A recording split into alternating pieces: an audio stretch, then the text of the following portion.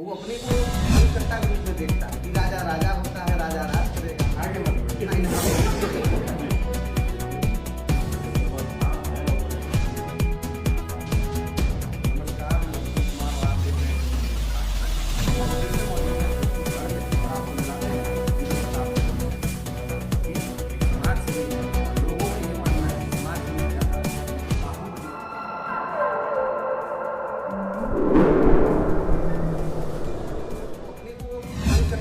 देखता है कि राजा राजा होता है, राजा राज करेगा। आगे मत बढ़िए।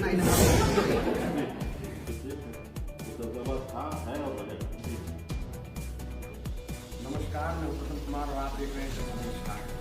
हम फिर से मौजूद हैं भोजपुर गढ़ में और आपको मिलाते हैं दिव्य प्रताप ज्योति, जो कि एक समाज सेवी है और लोगों का ये मानना है कि समाज सेवी से ज्यादा उनकी बाहुबली वाली छवि हमें देखने को मिलती है।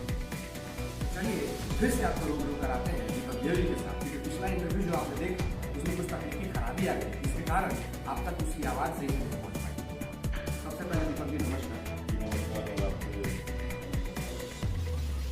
दीपक जी, हमारा पहला ही सवाल ये है आपसे कि समाज सेवी की जो आपकी छवि है, वो तो ठीक है, आप समाज सेवा करते हैं, लेकिन बाहुबली की जो छवि है आपके प्रति दिखती है लोगों को, इसलिए आप देखने का नजरिया समाज का सेवा करते हैं, समाज के जुड़े हुए सार्वजनिक जीवन जब मेरा व्यक्तिगत जीवन होता है, उसको अपना घर परिवार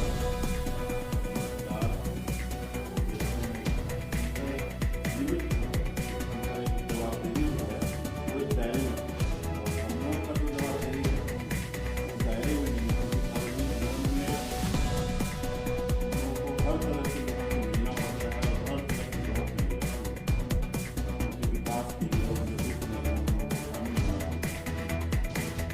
कभी कभी लगता है कि कहीं पर लोकतांत्रिक व्यवस्था सफल नहीं हो पा रहा है, लोकतंत्र का कहीं ना कहीं कभी कभी लगता है कि हत्या हो रहा है, लोगों का अधिकार नहीं मिल रहा है। तो वैसे लोगों को अधिकार जब दिलाने के लिए हम लोग खड़े होते हैं और उनके साथ में संघर्ष करते हैं, तो आप उसको बाहुबल के नजर से देखिए।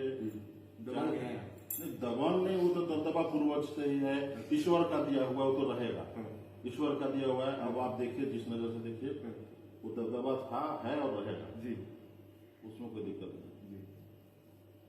तो अभी हाल ही में भवनाथपुर में विधानसभा चुनाव, पूरे झारखंड में विधानसभा चुनाव होने वाले हैं, इसको लेकर के भवनाथपुर की राजनीति कुछ गर्म है, इसके प्रति आप क्या सोचते हैं, क्या आप देखते हैं?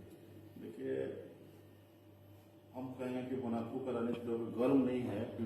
यहाँ के जितने जो जनता है, जो शोषित हैं, पीड़ित हैं, विगत 15 वर्षों से जो आपके वर्तमान विधायक हैं, उनके कार्यकाल से जो लोग नाराज हैं, उन लोग खुश हैं कि अब चुनाव आ रहा है, हम लोगों को वोट का चोट देना है, समय आ चुका है। और लोकतंत्र में सबसे बड़ा जो है हम लोगों का अधिकार है वो वोटिंग राइट है। अपना जो मतदान का जो हमारा जो अधिकार है वो सबसे बड़ा अधिकार है। और झारखंड में आपको विधानसभा का चुनाव होने जा रहा है और आने वाले चुनाव में लोगों में काफी एक माहौल बना हुआ है और अनंत प्रताप जी काफी वोटों से चुनाव जीतेंगे। ये आज ही आप लोगों के सामने, इस मीडिया के सामने तमाम लोग को हम बताना चाहेंगे कि चुनाव हम लोग जीत रहे हैं और यहाँ पर जो बेरोजगारी, पलायन, यह जो समस्या है यहाँ के लोगों का, वो दूर होगा। कैसे आप कह सकते हैं कि पलायन दूर होगा? जब अनंत प्रताप जी विधायक थे तब उन्होंने बकायदा मुख्यमंत्री जो उस समय के थे हेमंत सोरेन जी, उनको बुला करके 1320 मेगावाट के प्लांट का शिलान्यास कराया था, जो कि अभी तक अधूरा है। तो उसको किस तरीके से देखते हैं? बस जो अधूरा है, जो आपको पावर प्लांट का कार्य जो अधूरा पड़ा हुआ है, जब यहाँ पर पावर प्लांट जब बनेगा तो यहाँ के लोगों को, यहाँ के स्थानीय लोगों को निश्चित रूप से, नौजवानों को रोजगार मिलेगा। जो लोग आज यहाँ पर अपने घर परिवार, अपनी माँ, बहन, बेटी को छोड़ करके जो लोग बाहर जाते हैं, पलायन करते हैं अपना काम से, अपने निजी काम को, मतलब क्योंकि घर में रह करके अपना निजी काम भी वो नहीं कर पाते हैं, वो पैसे की वजह से, पेट के भूख से, अपने परिवार का भूख मिटाने के लिए सूरत, गुजरात, देश के कई कोने में वो लोग जाते हैं, बाहर काम करते हैं और वहां से उन लोगों का लाश आता है और जब लाश आता है तो आप मीडिया के लोग, आप लोग भी वहाँ पहुँचते हैं, आप लोग भी देखते हैं कि कभी कभी हम लोगों को ऐसा देखने को मिलता है कि किसी परिवार में एक ही लड़का है जो बाहर जाकर के काम करता है और उससे लोग कमाते हैं और उससे पूरा परिवार चलता है। और जब उस परिवार में, उस घर पर जब उस बेटे का शव आता है तो आप देख सकते हैं कि कितना दर्दनाक होता है कि उस घर का माहौल क्या होता है।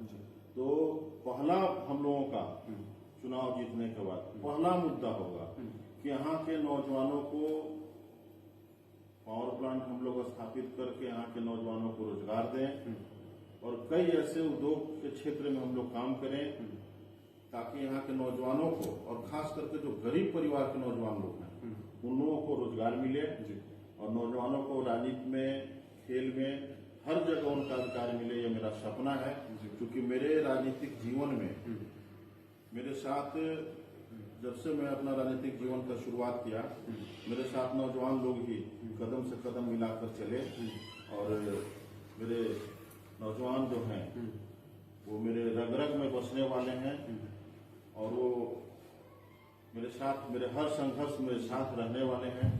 मेरा पहचान मेरे नौजवान हैं, तो कभी हम नौजवानों के नहीं चाहेंगे कि अहित हो, और हम चाहेंगे कि मेरे जितने भी भुवनाथपुर विधानसभा के एक एक नौजवान हैं उन लोगों का उनका अधिकार मिले, वो कहीं भी जाए तो उनको मान सम्मान मिले। यह मेरा सपना है और ये पूरा करके हम लोग हैं। आजा मनीष। इसी कड़ी में हम अभी आपको मिलवाने जा रहे हैं जो राजाओं के राजा है, महाराजा है। चलिए आपको मिलाते हैं मनीष सिंह कट्टा जी से, जो कि आए हुए हैं भोजपुर गढ़ में। दीपक प्रताप देव जी के मित्र भी हैं। चलिए आगे इनसे पूरी सवाल जवाब जो है वो हम करते हैं। पहले तो बताइए क्या हालचाल है? एकदम बढ़िया, टनाटन। कैसा लग रहा है हमारा गढ़वा जिला? गढ़वा जिला से हमारा 15 साल पुराना संबंध रहा है, रिश्ता रहा है। इस परिवार से हमारा बहुत पुराना संबंध है और मैं 15 साल बाद आज दोबारा यहाँ पे आया हूँ और यहाँ पे सुखल दड़ी इधर उधर में घूमा, हमको अच्छा लगा, पुरानी यादें हमारी ताजा हो गई। और आज भी मतलब पहले से बहुत विकास हुआ है। जब अनिल प्रताप देव जब विधायक थे यहाँ पे, जो विकास उन्होंने किया है वो दिख रहा है, लेकिन उसके बाद कुछ अभी हमको कुछ दिख नहीं रहा। वैसे ही जो रास्ते वो जैसे उस टाइम थे उनके बाद वैसे ही आज भी है। कहीं गड्ढा है, कहीं वो है, विकास नहीं है, गरीबों का आज भी वही बेहाल है। और जो गरीब मजलूम जैसे पहले थे वैसे आज भी 20 साल मतलब इस मतलब 10 साल में कोई ऐसा विशेष बदलाव नहीं हुआ है। इस बात का दुख है मुझे। तो दीपक प्रताप देव जी आपके मित्र हैं, रिश्तेदार हैं, क्या खुलासा करना चाहेंगे? हमारा परिवार है, बड़े भाई है हमारे। अच्छा, तो आना जाना लगा रहता है? बिल्कुल आना जाना लगा रहता है। ये जब या तो दिल्ली में या तो रांची में या तो बनारस हम लोग का मुलाकात होता रहता है। क्योंकि गढ़ आना बहुत कम होता है हमारा, लेकिन अब आना जाना लगा रहेगा क्योंकि बड़े भाई यहाँ से चुनाव लड़ रहे हैं। तो हमारा काम है कि भाई को हमने जिताना है, तो उसके लिए हम आएंगे। तो हमें देखने को मिल सकता है कि प्रचार प्रसार में बहुत जल्दी आपको अगले महीने में मैं यहाँ पे प्रचार में उतरूंगा और अपने सारे युवाओं के साथ प्रचार में चलने का काम करूँगा। मनीष सिंह कट्टा बहुत ही मस्त मौला आदमी है, तो ऐसा जीवन जीने की प्रेरणा आपको कहाँ से मिली? देखिए, जीवन में हर आदमी तो लगते बिन रहा है। हाँ। हर आदमी इधर उधर घूम रहा है, कोई अपने जीवन में कोई कुछ कर रहा है, कोई कुछ कर रहा है। हमने कुछ अलग सोचा। देखिए, हर आदमी अपने लिए कुछ न कुछ सोचता है कि हम अपने जीवन में ये कर ले। कोई पढ़ाई लिखाई करके IAS बनता है, कोई ठेकेदारी करके ठेकेदार बनता है, अब कोई चोरी करके चोर बन जाता है। उसी तरह हम नशा करके इन्फ्लुएंसर बन गए। आप इन्फ्लुएंसर इतने तगड़े हैं, युवाओं का बहुत रुझान आपके प्रति देखने को मिलता है, इसके पीछे क्या कारण लगता है आपको? वजह ये है ना कि सारे दरबाज है ना, पीता सब है, बताता कोई नहीं, सब छुपाता है। जो हमको देखता है वो अपने को मनीष कट्टा के रूप में देखता है कि राजा राजा होता है, राजा राज करेगा। आगे मत बढ़िए। नहीं। तो हमें ये भी देखने को मिला कि 2026 में सुनने में आ रहा था आप भी चुनाव लड़ेंगे, 2027 में आप भी चुनाव लड़ेंगे। बेशक दम तैयारी पूरी है। तो सर आप प्रचार करने जाएंगे जब ये चुनाव लड़ेंगे? बिल्कुल बिल्कुल, छोटा भाई के चुनाव में हम लोग सब जाएंगे। कट्टा जी के बारे में 2 शब्द अगर आपसे पूछा जाए। कट्टा बचपन से बहुत मिलनसार हैं जी, और 15 साल पहले से हम लोग दोनों का एक अच्छा रिश्ता है और ये हमारे अपने छोटे भाई हैं। और 15 साल पहले भी आए थे तो इनको सुखलदरी हम ले गए थे और मेरी शादी में भी आए थे।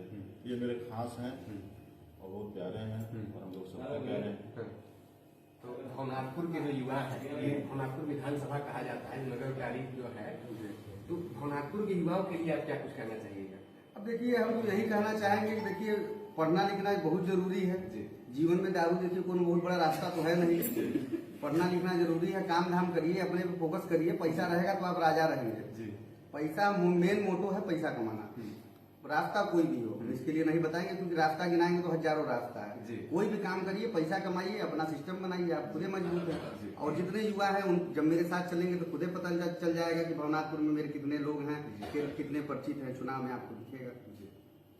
तो बहुत बहुत धन्यवाद कट्टा जी हमारे साथ बने रहने के लिए। दीपक जी आपका भी बहुत बहुत धन्यवाद।